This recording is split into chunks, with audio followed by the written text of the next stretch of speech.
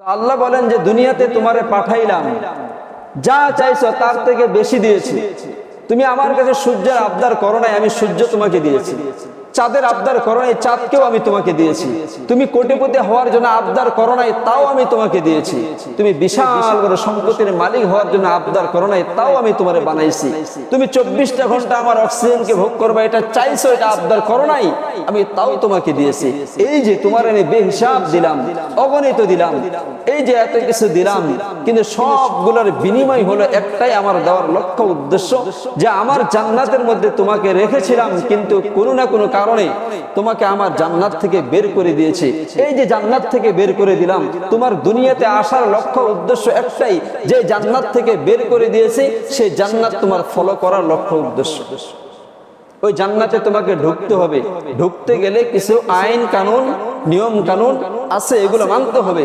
এজন্য আল্লাহ রাসূল বলেন যে আউয়ালু মা ইউহাসাবু বিহিল আবদু ইয়াউমাল কিয়ামাতিস সালাহ, কিয়ামতের মাঠে আল্লাহ তাআলা সর্বপ্রথম মানুষের কাছ থেকে নামাজের হিসাব নেবেন, নামাজের হিসাব নেবেন।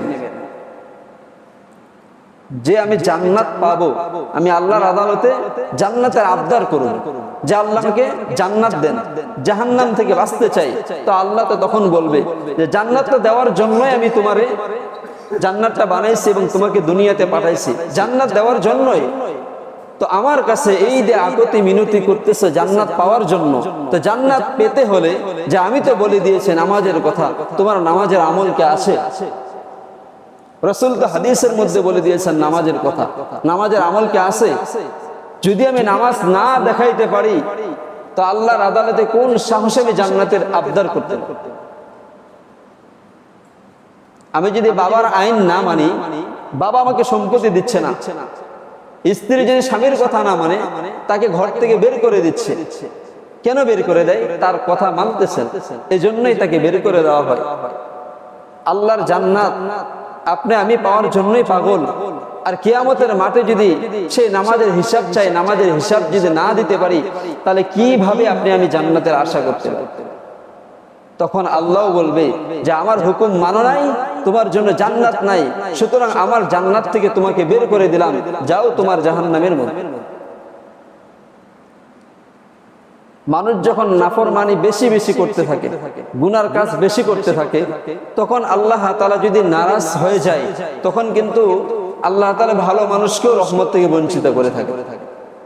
দেখা গেছে একটা মানুষ সব সময় সে গুনার কাজ করতেই আছে, কিন্তু তার পাশে একজন আল্লাহর ওলি ঘুমাচ্ছে, আর আল্লাহ তাআলা সেই আল্লাহর ওলির দিকে ফলো করে সব সময় 24টা ঘন্টায় সেখানে নিয়ামত আল্লাহ তাআলা দান করতেছেন, তাকে দিচ্ছেন, তাকে রহমত বরকত সালামত সব দিচ্ছে। আল্লাহর ওলির কারণে সব দেওয়া হয়, কিন্তু আল্লাহর ওলির পাশেই যেই লোকটা বসবাস করতেছে সে একবারে গুনাহগার, তার মতো জাহেল আর নালায়েক জমিনে কেউ নাই, কিন্তু তারপরও আল্লাহ দেয়, তারপরেও দিচ্ছে। এত নাফরমানি করে তারপর আল্লাহ দেয়, রাগ হন না। কিন্তু নাফরমানি করতে করতে এই বান্দা যখন এক পর্যায়ে চূড়ান্ত পর্যায়ে চলে যায়, তখন আল্লাহ তাআলা নারাজ হয়ে যায়। তখন দেখা যায় ওই পাপিষ্ঠর ব্যক্তির প্রতি যখন আল্লাহর আদালতের সিদ্ধান্ত যখন আল্লাহ নিতে চান, যে আমার গোলাম রে আমি এত দিই, তারপরেও সে সংশোধন নাই, তারপরেও সে আমার প্রতি ধাপিত নাই, তারপরেও তার মাঝে শুকর আদায় নাই, তখন আল্লাহ তাআলা রাগ হয়ে সবকিছুই মোটামুটি করে বন্ধ করে রাখে, সবকিছু বন্ধ করে রাখে দেন। তাহলে দেখা যায় আল্লাহর ওলির উসিলায় বা ওনার মাধ্যমে আল্লাহ তাআলা সবকিছু দান করতেছে। আবার ওই ব্যক্তি যে গুনাহগার, সবসময় 24টা ঘন্টায় গুনাহ করতে থাকে, গুনার মাঝে লিপ্তই থাকে, ওই ব্যক্তি যদি চূড়ান্ত পর্যায়ে গুনাহ করতে করতে চলে যায়, আল্লাহ তাআলা তার প্রতি রাগান্বিত হয়ে রহমত থেকেও আল্লাহর ওলিকেও বঞ্চিত করে, তাকেও বঞ্চিত করে দেয়। যে মানুষ যখন বেশি নাফরমানি করে, তখন কিন্তু আল্লাহ তাআলার রহমত আসা বন্ধ হয়ে যায়, তখন রহমত আসা কি হয়ে যায়? বন্ধ হয়ে যায়। মুসা আলাইহিস সালাতু সালামের জামানায় অনেক দিন যাবত বৃষ্টি হয়, অনেক দিন যাবত বৃষ্টি হচ্ছে না। সকল মানুষ মুসার কাছে আবদার করলেন, নবী তো আর যেহেতু মুসা আলাইহিস সালাম আল্লাহ তাআলার কাছে সব সময় কথাবার্তা বলতেন, সব সময় তিনি কথা বলতেন, রাতে মনে চাইলে রাতেই শুরু করে দিতেন, দিনে মনে চাইলে দিনেই শুরু করে দিতেন, যখন মনে চাইতেন তখনই তিনি কথা বলা শুরু করে দিতেন। কিন্তু অন্য অন্য নবীদের বেলায় এই সুযোগটা ছিল না, মুসাকে যেমন সুযোগটা দেওয়া হয়েছে। তো মুসার কাছে সমস্ত মানুষ তার উম্মত গুলো গেছে, যাওয়ার পরে বলতেছে যে হুজুর অনেক দিন যাবত বৃষ্টি হচ্ছে না, আর এই যে বৃষ্টি হয় না আমাদের ফসল সব নষ্ট হয়ে যাচ্ছে, আমরা যে ফসল করেছি ফসলগুলো সব নষ্ট হয়ে যাচ্ছে। বলে কেমন ফসলের হালত অবস্থা, যে ফসল আমরা রোপণ করেছি, যেটা গাছছে জমিনের মধ্যে, ফল আসার কথা ছিল, সময় হয়ে গিয়েছে, গাছও হয়ে গিয়েছে, কিন্তু ফল কেন আসে না? শুধু তাই নয়, আমাদের ফসল বৃষ্টির কারণে ফসলও মারা যাচ্ছে। এই আবদার গুলো মুসা আলাইহিস সালামের কাছে গিয়ে তার উম্মত করলেন যে হুজুর আমাদের অবস্থা হালত এমন, আমাদের মাঝে বৃষ্টি নাই। তো মুসা আলাইহিস সালাম এই বিষয়টা নিয়ে আল্লাহ তাআলার কাছে গেলেন, গিয়ে বললেন যে দোস্ত দেখো, অনেকদিন যাবত তুমি রহমতের বৃষ্টি দাও না, যার কারণে আমার উম্মতের মাঝে এত লেখাত ঘটেছে যে তাদের যে ফসলগুলো রয়েছে ফসল মারা যাচ্ছে। শুধু মারাই যায় যে তা না, ফসলের মাঝে ফলও আসে না, শুধু ফসলের কারণে ফসলেই যে মরতেছে বিষয়টা এমন না, আমার উম্মতও মারা যাচ্ছে, বৃষ্টির কারণে আমার উম্মতও মারা যাচ্ছে। যদি বৃষ্টি না থাকে, ফসল যদি ভালো না হয়, আর যদি বৃষ্টির কারণে যদি দেখা যায় সবকিছু উল্টা পাল্টা হয়ে যায়, শুধু ফসল যে মরবে বিষয়টা এমন না, কিন্তু মানুষও মারা যাইতে পারে। তো ঠিক মুসা আলাইহিস সালামের জামানায় যখন এমনটা হলো, তো আল্লাহ মুসা আলাইহিস সালাম রে বললেন যে হ্যাঁ ঠিক আছে, তোমার উম্মত সকলকে নিয়ে এখানে জমায়েত হয়ে তুমি একটু বৃষ্টির জন্য দোয়া করো, বৃষ্টি হবে। তো উনি সকল উম্মতকে জড়াইলেন, জড়াই একটা খোলা ময়দানের মাঝে তিনি আল্লাহ তাআলার কাছে মুনাজাত তুললেন। যখন মুনাজাত তুলেছেন তখন আল্লাহ তাআলা ওই সময় ওহী নাজিল করে বলতেছে যে দেখো মুসা, তোমাকে আমি বৃষ্টি দিব না, তোমাকে বৃষ্টি দিব না, দিতে চাইছিলাম দিব না। এই পর্যায়ে হাত তুলেছেন তিনি আল্লাহর কাছে কাঁদতেছে বৃষ্টির জন্য, এবং তার সকল উম্মত বৃষ্টির জন্য কাঁদতেছে। আর ঠিক এই মুহূর্তে আবার বলতেছে বৃষ্টি দিব। এই মুহূর্তে যদি বৃষ্টি না দেয়, আল্লাহ কিছুক্ষণ আগে বলেছে তোমার সকল উম্মতকে নিয়ে দোয়া করো, আমি বৃষ্টি দিব। তো উনি সকল উম্মতকে জমায়েত করেছেন, বৃষ্টির জন্য দোয়াও চলতেছে। কিন্তু ঠিক এই মুহূর্তে যদি আবার ওহী নাজিল করে বলে যে বৃষ্টি দিব না, এমনি তো মুসা আলাইহিস সালাম একটা গরম মেজাজে মানুষ ছিলেন, উনি অল্পতে রেগে যেতেন। তিনি আল্লাহর আদালতে পেশ করেন, আল্লাহ আপনি কিছুক্ষণ আগে বললেন যে আপনি বৃষ্টি দিবেন, মুনাজাত করো, দোয়া করো, চাও আমি দিয়ে দিব, এখন আপনি বলতেছেন বৃষ্টি দিবেন না, তাহলে আপনি এত বড় মিথ্যাবাদী ধোঁকাবাজি আমার সাথে কেন আপনি করতেছেন? তো আল্লাহর জবাবে বলতেছে দেখো মুসা, যে সকল মানুষকে নিয়ে তুমি দোয়া করতেছো, ওই সকল মানুষের মাঝে এত পাপিষ্ঠ একটা ব্যক্তি রয়েছে যে ওই লোকটা 24টা ঘন্টায় শুধু জেনা করে। ও এক জেনাখন্ডি থেকে উঠে আসে, আবার কিছুক্ষণ পরে আবার জেনাখন্ডির কাছে সে মিলে যায়। ও 40 বছর যাবৎ জেনা করতেছে, ওকে বিভিন্ন ভাবে সতর্ক করা হচ্ছে, কিন্তু সে সতর্ক হয় না। ওই লোকটা 40টা বছর যাবৎ জেনা করে আসতেছে, আর ওই পাপিষ্ঠ ব্যক্তিটা তোমার মাঝে রয়েছে, আমি তার কারণে বৃষ্টি দিব না। মুসা আলাইহিস সালাম বলতেছেন তাহলে আমার এখন কি করণীয়? তা আল্লাহ বলতেছে তারে তুমি উঠাই দাও সেখান থেকে, আমি বৃষ্টি দিয়ে দিই। যখন মুসা আলাইহিস সালাম যখন দোয়াকে বন্ধ রেখে থামাই রেখে উনি বললেন যে এখানে 40 বছর যাবত কে জেনা করতেছে, ওই জেনা কর লোকটা এখান থেকে উঠে চলে যাও, তোমার জন্য বৃষ্টি হচ্ছে না। এখন বলেন যেই লোকটা জেনা করেছে সে তো চিন্তা করতেছে আমি এতগুলো মানুষের সামনে থেকে যদি উঠে যাই আমি চিহ্নিত হয়ে যাব, সবাই আমাকে চিনে ফেলবে যে আমি 40 বছর যাবত জেনা করতেছি, সবাই আমাকে চিনে ফেলবে। উনি এই শরমে উঠতেছে না, আর ওই বেচারাটা এটাও চিন্তা করতেছে যদি আমি আল্লাহ তাআলার কাছে এখন এখানে হাউমাউ করে কাঁদতে থাকি, আল্লাহর কাছে বলতে থাকি, তাহলে সব মানুষ আমাকেই টার্গেট করবে যে এই লোকটাই বুঝি জেনা করেছে, এই হলো পাপিষ্ঠ, এর কারণেই শুধু বৃষ্টি হচ্ছে। এই বেচারা উঠতেও পারে না, হাউমাউ করে কাঁদতেও পারে না। কিন্তু এই আয়াতের কথা মুসা আলাইহিস সালাতু সালামের বাণী যখন তার মাঝে পড়ে গিয়েছে যে ইয়া আইয়ুহাল্লাযীনা আমানুত্তাকুল্লাহা তাওবাতান নাসুহা, আল্লাহকে ভয় করে যদি কেউ খাঁটি তাওবা করে তো আল্লাহ তো তাকে মাফ করে দিবে। আল্লাহ তো বলেও দিয়েছে আমার তওবার দরজা 24টা ঘন্টা খোলা। একটা মানুষ গুনাহ করতে করতে পাহাড় পরিমাণ করে ফেলেছে, শুধু তাই নয়, লোকটা মুশরিক, মুসলমান না, বেদিন লোকটা, কিন্তু মৃত্যুর অবস্থায় সে তওবা করে ইসলাম ধর্ম গ্রহণ করতেছে। মালাকুল মউত সামনে চলে এসেছে, রূহটা হাতে দিয়েছে, টান দিয়ে বের করতেছে। ঠিক এই সময় তার মুখ থেকে, জবান থেকে কালেমা উচ্চারিত হচ্ছে আর সে তওবা করতেছে।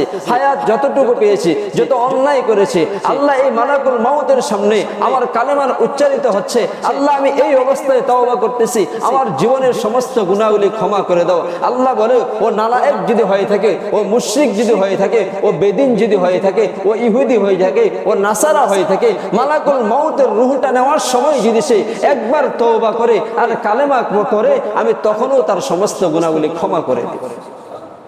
তাহলে দেখেন, একজন মুশরিক, একজন বেদিন, একজন নালায়েক, তাকে যদি ওই অফার দেওয়া হয়, আপনি আমি তো মুসলমান, আপনি আমি তো মুসলমান, আপনার আমার মাঝে তো ন্যূনতম হলেও ঈমান রয়েছে, আমল ন্যূনতম হলেও রয়েছে, তো আপনি আমি যদি তাওবা করি, আল্লাহ আমাদেরকে ক্ষমা করতে পারে না? অবশ্যই ক্ষমা করতে পারেন। মুসা আলাইহিস সালাতু সালাম বলতেছেন যে যে জেনা করেছে সেখান থেকে উঠে যাও, তোমার কারণে বৃষ্টি হচ্ছে না, তোমার জন্য বৃষ্টিও আসতেছে না। কিন্তু ওই লোকটা চিন্তা করতেছে, আল্লাহ তো বলেছে ইয়া আইয়ুহাল্লাযীনা আমানুত্তাকুল্লাহ তাওবাতান নাসুহা, আল্লাহকে ভয় করে যদি খাঁটি তওবা করি তো আল্লাহ তো ক্ষমা করে দিতে পারে। লোকটা চিন্তা করতেছে, চোখ দিয়ে যদি ওজোর বৃষ্টি আমার পানি পড়ে তাহলে মানুষ বুঝতে পারবে আমি জেনাখোর, আমি পাপিষ্ট, আমার কারণেই মনে বৃষ্টি হচ্ছে না, সবাই আমাকে আমার পানি দেখে চিহ্নিত করে ফেলবে। না, ওই লোকটা কলবকে এমন ভাবে আল্লাহ তাআলার প্রতি ভয়ের তার তাকওয়া অর্জন করেছে, কলব দিয়ে সে এখন আল্লাহ তাআলার কাছে কাঁদতেছে, আল্লাহ আমি চোখ দিয়ে পানি ফালাইতে পারতেছি না, কারণ পানি ফালাইলে সবাই আমাকে চিনে ফেলবে যে আমি জেনাখোর, আমি 40টা বছর ধরে জেনা করি, আমার কারণেই আপনি বৃষ্টি দিচ্ছেন না, সবাই আমাকে সি করবে, সবাই আমাকে ঘৃণা করবে। আল্লাহ আমার কলব দিয়ে আমি কাঁদতেছি, আমার কলব দিয়ে আমি তাওবা করতেছি, আর 40 বছর জেনা করেছি, সামনে যত হায়াত রাখবা কোনোদিন জেনার কাছে যাব না, কোনোদিন অন্যায়ের কাছে যাব না, কোনোদিন গুনার কাছে যাব না। আল্লাহ আমার কলব তোমার মাঝে তাকওয়ার মাঝে মাওলা ফিট করে আমি তোমার কাছে তাওবা করতেছি, আর জীবনে গুনার কাছে যাব না, ধারে বগলেও যাব না। আল্লাহ তুমি আমাকে মাফ করে দাও, আল্লাহ তুমি আমার প্রতি নারাজ হয়েও না, আমার প্রতি রাগ হয়ে যেও না। তুমি বলেছো ওই বেদিনকে যদি মৃত্যুর সময় মালাকুল মউত রূহটা হাত দিয়েছে, আর ঠিক ওই অবস্থায় যদি মালাকুল মউতের সামনে ওই লোকটা কালেমা পড়ে মুসলমান হয়ে যায় আর সেই মুহূর্তে তওবা করে তুমি একজন নালায়েককে, একজন বেধর্মীকে ওই সময় যদি ক্ষমা করতে পারো, আমি তো মুসলমান, আমি তো ঈমান এনেছি, মুসার প্রতি ঈমান এনেছি, আমার মাঝে তো একটু হলেও ঈমান রয়েছে, আল্লাহ ন্যূনতম ঈমান নিয়ে তোমার আদালতে তোমার কাছে তওবা করতেছি, আর জীবনে অন্যায় করব না, আর গুনার কাজ করব না, আমার জন্য এত বিশাল বড় রহমতকে বঞ্চিত করিও না। আল্লাহ তুমি আমারে মাফ করে দাও, আল্লাহ তুমি আমারে মাফ করে দাও, বৃষ্টি দাও, আল্লাহ বৃষ্টি দাও, বৃষ্টি দাও। এই কথা যখন ওই নালায়েক, ওই পাপিষ্ঠ যখন এইভাবে কলবের মাঝে যখন আল্লাহ তাআলা তাকওয়া নিয়ে যখন দোয়া করতেছিলেন, আল্লাহ টাস করে আসমান থেকে বৃষ্টি দান করেছেন, বৃষ্টি দান করেছেন। আল্লাহ তাআলা বলেন, আল্লাহ রাসূল বলেন, কোন দেশে যদি আলেম, কোন দেশে যদি আলেমকে ইজ্জত না করা হয়, কোন দেশে যদি আলেমকে ইজ্জত না করা হয়, বা কোন সমাজের মাঝে যদি কোনো আলেমকে ইজ্জত না করা হয়, আলেমকে বেইজ্জতি করা হয়, আলেমকে অন্যায়ভাবে জুলুম করা হয়, নির্যাতন করা হয়, আল্লাহ বলেন ওই দেশে আমি রহমত দান করি না, ওই দেশে আমি রহমত দেই না। যে কোরআন শিখেছে, যে হাদিস শিখেছে, যে ইলম অর্জন করেছে, কেন তারে এত অপমান করা হচ্ছে, কেন তার প্রতি জুলুম করা হচ্ছে, কেন তার প্রতি অন্যায় করা হচ্ছে? আল্লাহ রাসূল হাদিসের মধ্যে বলেন, ইন্নাল উলামা ওয়ারাসাতুল আম্বিয়া, উলামা ইকরাম হলেন নায়েবে রাসূল, নায়েবে পয়গম্বর। রাসূল বলেছেন আমি থাকবো না, আমার পরে সাহাবী থাকবে। সাহাবীকে তোমরা নবী মনে করো, যে তারা রয়েছে তাদের থেকে তোমরা পথ বাতাই নাও। যখন সাহাবী থাকবে না, তাবেঈন থাকবে না, তখন কেউ থাকবে না।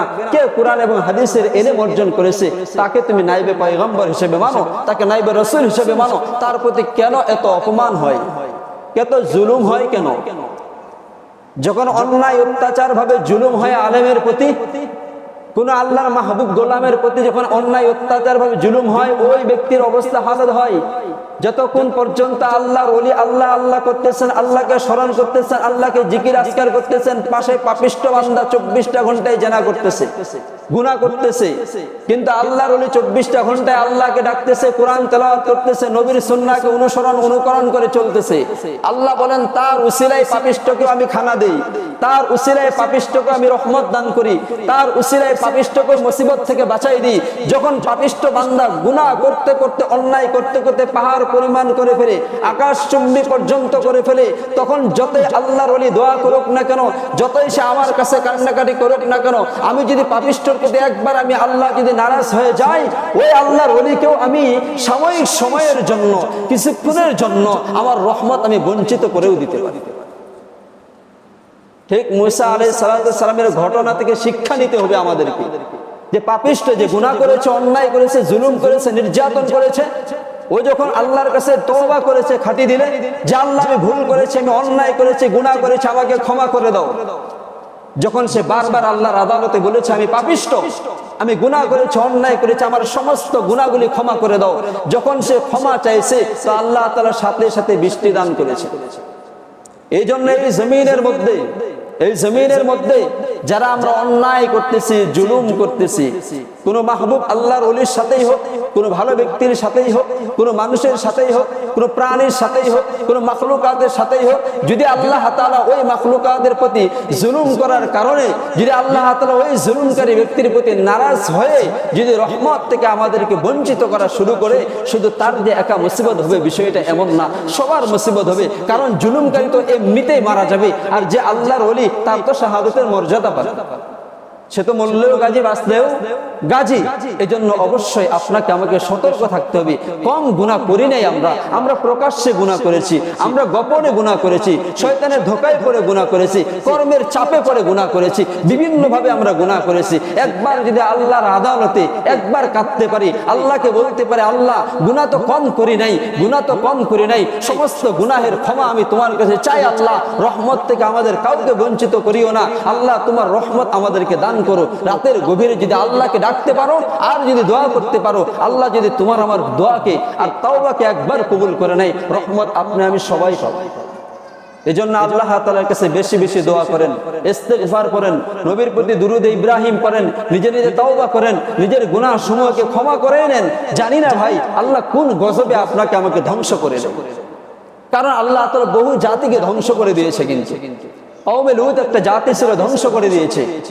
কওমে সামুদের একটা গোত্র ছিল, ধ্বংস করে দিয়েছে। এভাবেই ধ্বংস হয়েছে। এক জাতিকে আল্লাহ তাআলা বৃষ্টি না দিয়ে ধ্বংস করে দিয়েছে। যদি আল্লাহ তাআলা আপনাকে আমাকে সেভাবেই করে ফেলে, তাহলে আপনার আমার অবস্থা কি হবে? কি জবাব দিব আমরা আল্লাহর আদালতে? এজন্য আমরা প্রত্যেকের জায়গা থেকে আল্লাহর কাছে তওবা করে, আল্লাহ জীবনে বহু অন্যায় করেছি, মাফ করে দাও, আজ থেকে তওবা করতেছি, সামনে অন্যায় করব না, গুনার কাজ করব না। আল্লাহ সমস্ত রহমত তোমার দান করো। করা যায় না? ইনশাআল্লাহ করা যায়। এজন্য আল্লাহ তাআলা আপনাকে আমাকে সকলকে